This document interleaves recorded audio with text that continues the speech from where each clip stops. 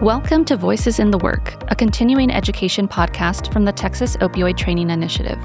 I'm Dr. Lindsay Loetta, Associate Director of the Pharmacy Addictions Research and Medicine Program and Assistant Professor of Practice at the University of Texas at Austin College of Pharmacy. Voices in the Work is designed to share new ideas and fresh perspectives with health professionals and other members of the workforce about substance use disorder prevention, treatment, and recovery. The first season will highlight innovative training strategies used to teach future health professionals about substance use disorders as part of their health professions curricula. This continuing education activity is supported by the Texas Targeted Opioid Response, a public health initiative operated by the Texas Health and Human Services Commission through federal funding from the Substance Abuse and Mental Health Services Administration. Additional funding information is available with this podcast. The views expressed do not necessarily reflect the official policies of the Department of Health and Human Services, Texas Health and Human Services, or the University of Texas, nor does mention of trade names, commercial practices, or organizations imply endorsement by the U.S. or Texas government. As a reminder to listeners, all episodes offer continuing education credit. Information about continuing education credit is available in the podcast description. We've all been there. A 3-hour class on a Friday afternoon, and content that really matters. But how do you keep students engaged and make it land? That's what this episode is all about. We're going to dive in and discuss a novel, case-based, card-structured activity used at the University of Texas at Austin within a course that has become a leading model for interprofessional education today. And we're going to hear directly from the students who experienced it. I'm honored to be joined by Megan Lewis, a student in the School of Social Work and year 2 of 3 working towards her Master of Science in Social Work. Tina Nguyen, a rising P2 Doctor of Pharmacy student in the College of Pharmacy, and Luke Rodriguez, also a rising second-year Doctor of Pharmacy student in the College of Pharmacy. So thank you all so much for being here today. Thank you for having us. It's good to be here. Yeah. So I'm so excited to dive in and talk about today's topic. It was a definite highlight of my teaching this year. But before we talk about the specific activity itself, let's back up and first talk about what is this course, the Foundations for Interprofessional Collaborative Practice, or FICP. And tell me a bit about what that course is at UT. Sure. So it's a course at UT where we can practice interprofessional collaboration, specifically between pharmacy, nursing, social work, and medicine. It's my first time working and collaborating in a healthcare setting, so that's been a really special experience for me as a social work student. And it's not very often that we get to collaborate in an interdisciplinary setting like this classroom. So that's been a great, fun learning environment, a great experience overall.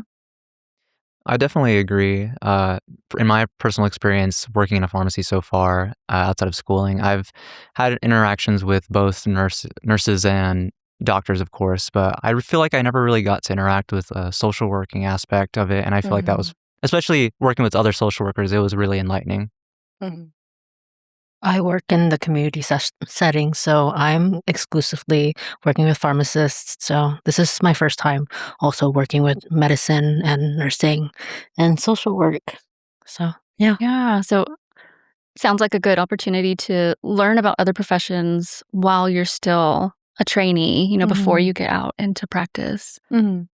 Part of the curriculum includes learning a bit about each of the disciplines and what their trajectory looks like. What does the career path education look like? And just learning about each other's interests and different paths that they can go, especially coming from a social work perspective. There's many different routes and places where social workers can be. So it's been a great experience to be able to share that with other folks in the health professions and also just hear from fellow students what brought them to the career path that they chose, the education that they're seeking, and what they're hoping to do with that degree. So I really enjoyed hearing from fellow students about that. I think a lot of the times, like, we're stuck in our own world. Like, me in pharmacy, like, I only learn about pharmacy and I get the perspective of pharmacy, but that one class, like, it really brings it together. Yeah. Yeah. And what were y'all's so you were all in teams. We had many teams, like over 30, this past year. But what were your teams like? And you three were not all on the same team, right? Yeah, there were, as you said, a lot of teams that I think had varying roles, I would say. Like some teams may have had only, a pharmacy student, a medical student, nursing student, and some others may have had social working. I feel like, especially in my team in particular, I felt that even though I had never worked really with people from these professions before, that they were able to meet me on ends that I never really could think of before. As Tina said, I have my own ways. I think exclusively mostly in a pharmacist perspective, but I don't really ever think of, oh, how can a social worker help with this patient's experience? And I feel like with the input that I received from other professions in my team, I feel like we were able to collaborate in a beautiful way, that we were able to come to conclusions that I would have never come to personally before by myself. That's awesome. Mm-hmm. My team had every discipline represented, which was special. So we had medicine, nursing, pharmacy, and social work. I think something else that was very special about this course at large was the fact that for most of us, it stretches both semesters. So you become very close with your team. Just being able to learn from each other was very unique. And Tina, you said that too. We're all very much so in our own worlds a lot of the time. So being able to see how different professions, different students would handle different situations.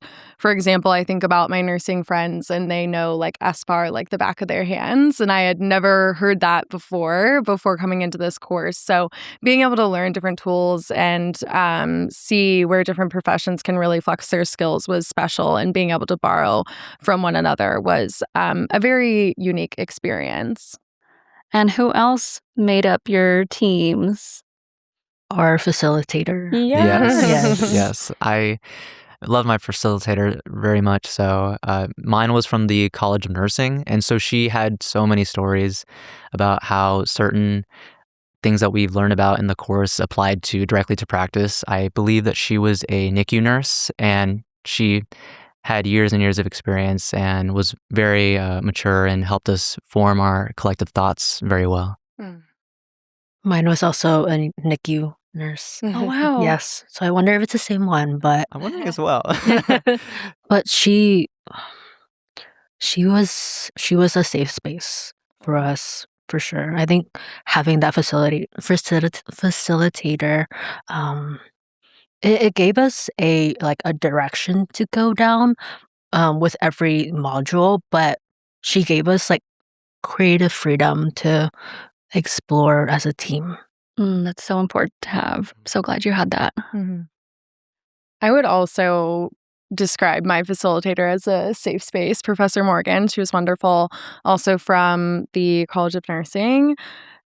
She was amazing at helping us to exercise skills that maybe we were a bit unfamiliar with, or when we were role-playing in different activities throughout the course, just giving us that space and that confidence to try things out. And if we, wanted to do something different the next time, we receive feedback and then try it again. So she was great. Now that we've got like a background on the course, let's dive into specifically the module that we're here to talk about today, which was substance use disorders and interprofessional care for substance use disorder. Tell me a bit about the SUD module. We were essentially given a patient that was in active substance use, and the goal was to move that patient from active substance use to treatment and then hopefully to recovery.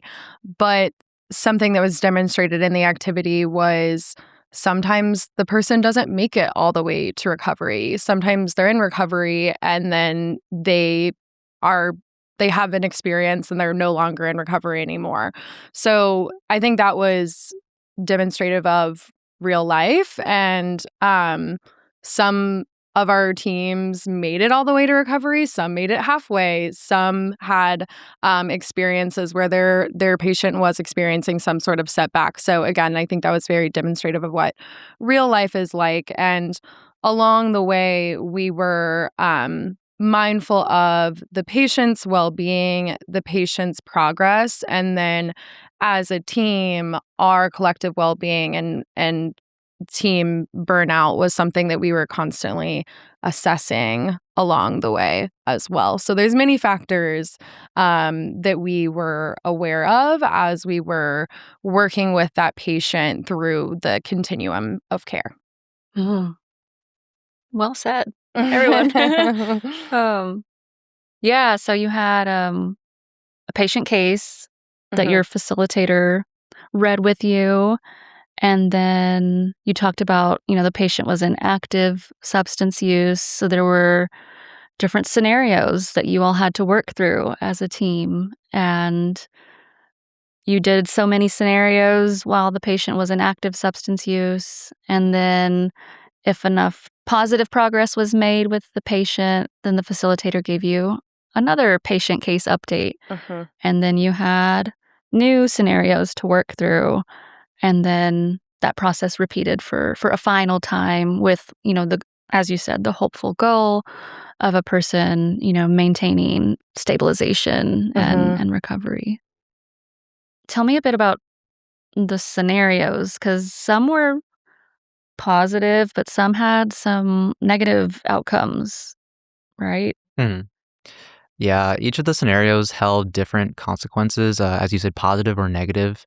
A lot of the times, whenever there was a positive scenario, it was welcomed with open arms. But of course, as real life goes, there are often scenarios where the patient or the team itself was sent back. And I think that with each scenario came opportunities, especially if it was negative. There were opportunities to overcome the possible negative outcome.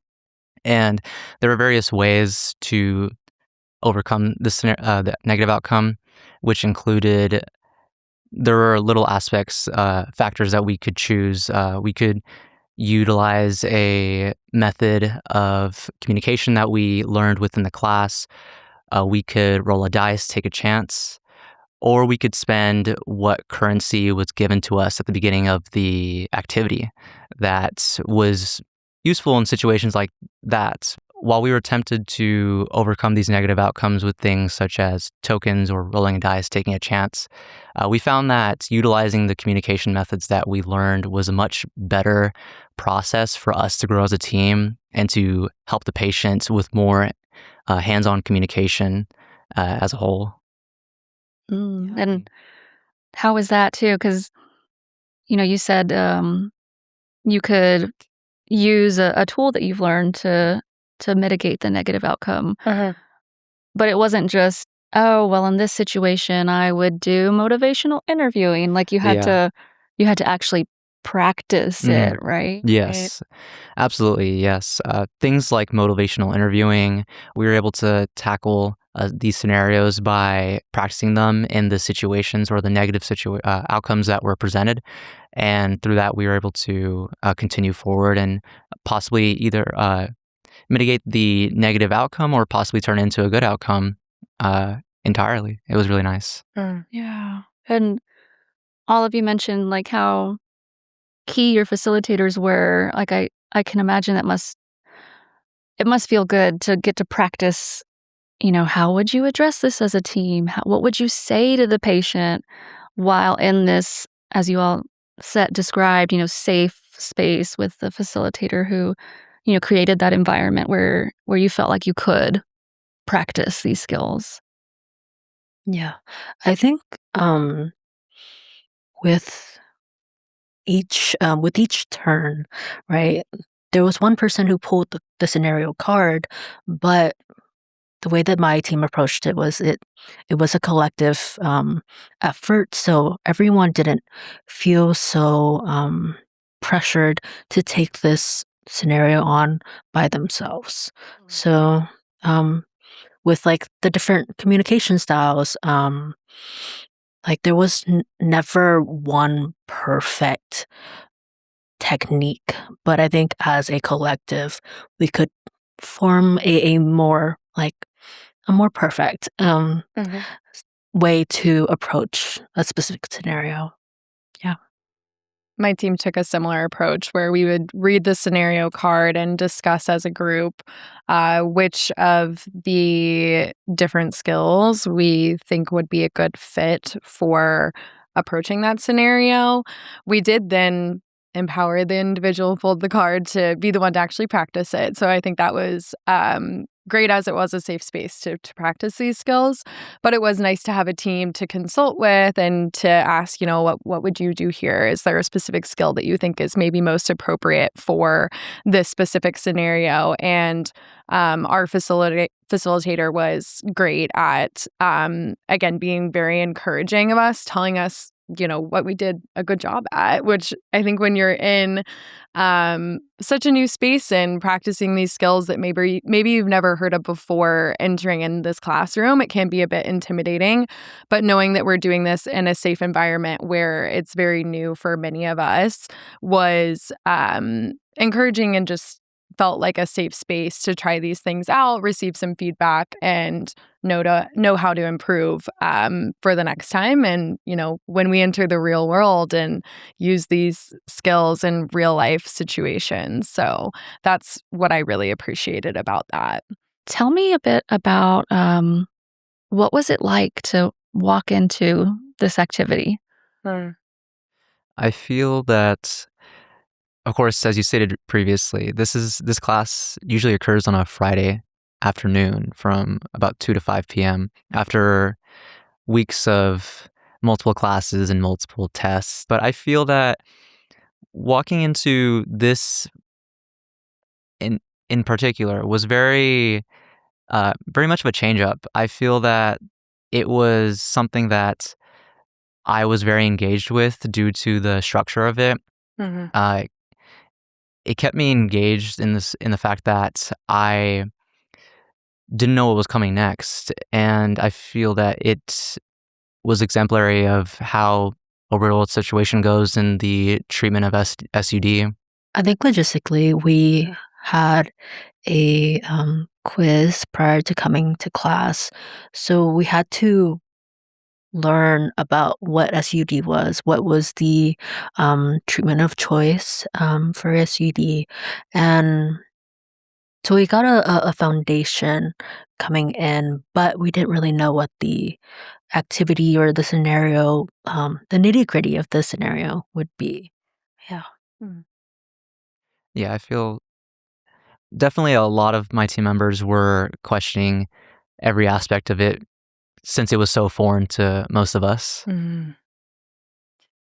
I appreciated that there was a good mix of information and then also exercise of skill in this specific module. So, as you mentioned, we have some prep work before each class. And for me, I think what was helpful was learning about destigmatizing language around substance use disorder, as that is something that's often evolving, and we want to make sure that we're using the appropriate language that is person first, especially when thinking about treating people and helping people who deal with substance use disorder. So I think that was one part that I really appreciated. And there also was education around neuroscience, what's going on in the brain when someone is dealing with substance use disorder. And I think that all set us up pretty nicely for the actual activity, and then being able to flex our skills as well in helping our patient along the continuum of care. Yeah, I feel like from the perspective of a faculty member, like, we want you all to be engaged. We want you all to, not only receive like the information that we're teaching you, but we want it, we want it to resonate. We want it to land. We want it to be meaningful. And so I think anytime we as faculty have the opportunity to do like this active learning, I mean, that's always my favorite part. How did this SUD activity help you actually practice working as an interprofessional team? For the SUD module specifically, I remember my team didn't take the game of chance in rolling the die or in sacrificing our little tokens. But I think like all of us having that shared goal of let's if we're able, let's work on this scenario together. And then if we don't have the resources there, then we can chip in or leave it up to chance. But I think having like everyone work together again was it put less pressure on each person to do it alone. Mm-hmm. And I don't think we've said yet, but the rolling the dice and the tokens, like there were strict limitations on those. So yeah, I feel like most of the teams that I observed did a lot of demonstration of interprofessional skills as opposed to rolling the dice or spending tokens. So you had a cheat sheet of all the interprofessional skills that you had learned throughout the year. And those were the options that you could choose from and how to respond to a scenario from the patient case. So even though you had that cheat sheet, were there any situations where either you or your team members demonstrated an interprofessional skill like without even realizing it? I think the biggest one that was instilled into us was motivational interviewing.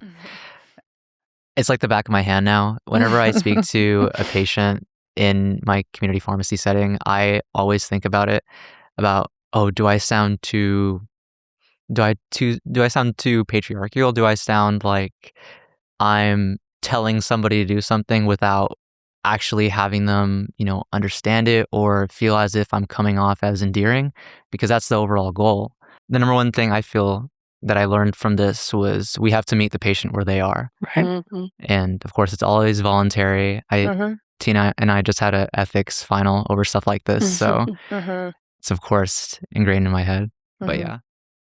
I think it also taught us how to talk to another profession. Like if you have to present this case to another profession, how you would use that. And I think the technique that we learned in class was SBAR. So situation, what is the background, what's our assessment, and at the end of all of that, what's our recommendation for this problem.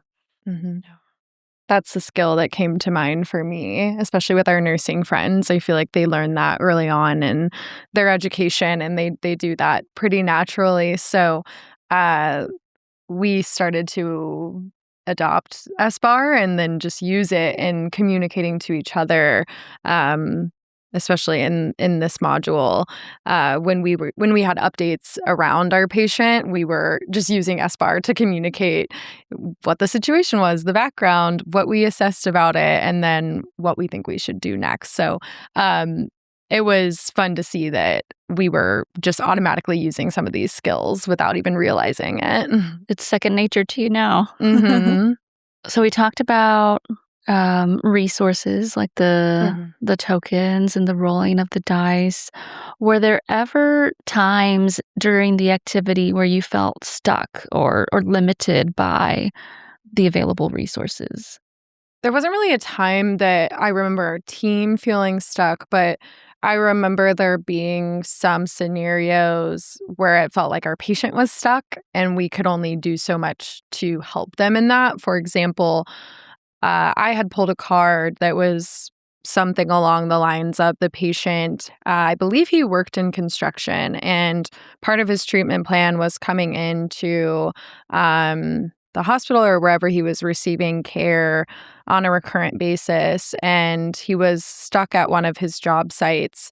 And so part of our response as a healthcare team was deciding to consult with him over the phone. Typically, again, he would come into the hospital for that treatment. But, given meeting where the patient where they are, we decided that it would be best to have consultation over the phone, showing that we were empathizing with his situation, knowing that he can't control the fact that there was an issue at the job site, that he couldn't get across town by a certain time. So again, going back to the meeting the patient where they are, and it wasn't necessarily our healthcare team being stuck in that moment, but knowing that our patient could only go so far. So doing what we can to meet them in that moment. Mm-hmm. Mm-hmm. Adapting to the patient and giving your patient the best care. I love that your team thought of, oh, well, he can't be here in person, so let's do telehealth. So I love that.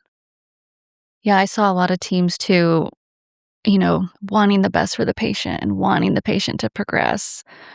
I also saw students in their post-module reflection sharing that, this activity kind of challenged their beliefs on like, well, what is patient progress? I'm saying this with air quotes. What is patient progress? What is treatment failure?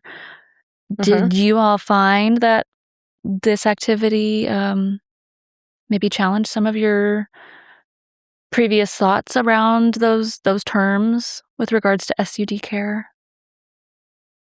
In a traditional sense, with what I feel a lot of people are led to believe, treatment and progress is a linear spectrum. You can start at, actively using, and then you're supposed to progress towards not using anymore and, not having a recurrence of usage. But this activity in particular offered us an actual look at what it's like to go through this. And in what we were talking about with the scenario cards, different scenarios posing different challenges or positive outcomes.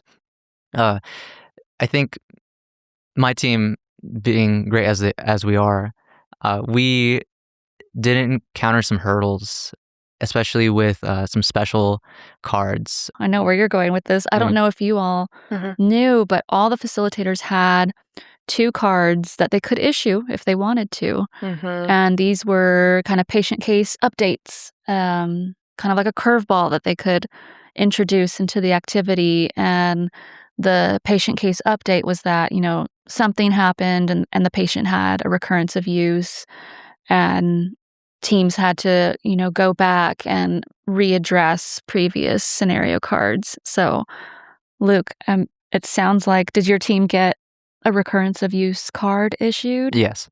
Did you all get? We did not. No. Okay. No. Okay. Yeah. So Our facilitator was nice to us. We didn't get the recurrence abuse. and I like that distribution, right? Because that's representative of just the individual experience that people have when seeking treatment for SUD. Like some patients, they have a goal of I want to be abstinent from all substances, and they may be abstinent from all substances. Some people may have that goal and have, recurrences of use along the way. And I loved what you said that, treatment and recovery, it's not linear. What did these scenario cards reveal to you about real world SUD care? I think in SUD specifically, what I've learned is people come in to seek treatment mainly because it's affecting their relationship with their their loved ones, and they want to change that for a specific reason. So I think like even in progress, it's for the patient, it might be the goal of being more present as a parent or being more present as a partner.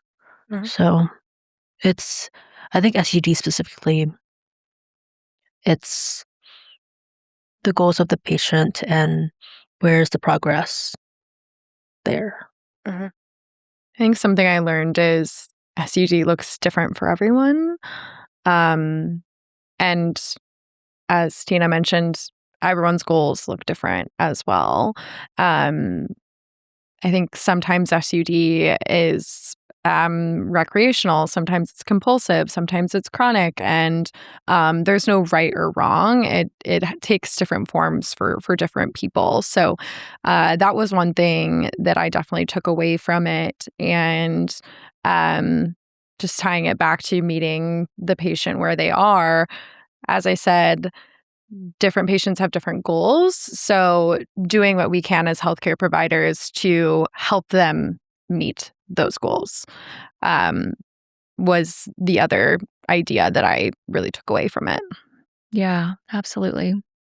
Using those goals to individualize and tailor your plan. Because, some people, they may want to keep using substances and they may have goals around, keep me healthy, keep me safe. So I think one thing that I saw discussed a lot was, maintaining a person's wellness and again, like you said, addressing the goals that they have. And we can try to help them, realize detrimental aspects of continuing to use substances or whatever it is. But at the end of the day, it's empowering them in the choices that they're making. And as you mentioned, keeping them safe and recognizing the goals that they have for themselves and trying to help them meet those goals first and foremost.